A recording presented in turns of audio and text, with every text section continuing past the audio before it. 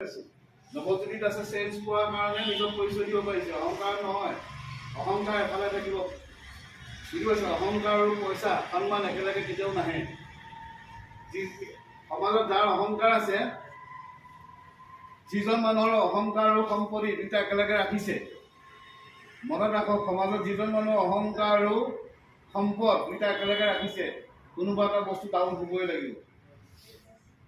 যদি কোনোবা এজন মানুহৰ অহংকাৰ ওপৰত ৰাখিছে, এদিন সম্পদ ডাউন হ'বই 100%, প্ৰকৃতিৰ নিয়ম। আৰু যদি কোনোবা এজন ভাবিছে মোৰ অহংকাৰ বেছি হৈছে, দবাব লাগে, তেতিয়া সম্পদ ওপৰত যাব। নৱজ্যোতিত আছে চেঞ্জ পোৱাৰ কাৰণে নিজক পৰিচয় দিব পাৰিছে। অহংকাৰ নহয়, অহংকাৰ এফালে থাকিব। বুজি পাইছে? অহংকাৰ আৰু পইচা সন্মান একেলগে কেতিয়াও নাহে। সমাজত যাৰ অহংকাৰ আছে, যিজন মানুহৰ অহংকাৰ আৰু সম্পত্তি দুটা একেলগে ৰাখিছে,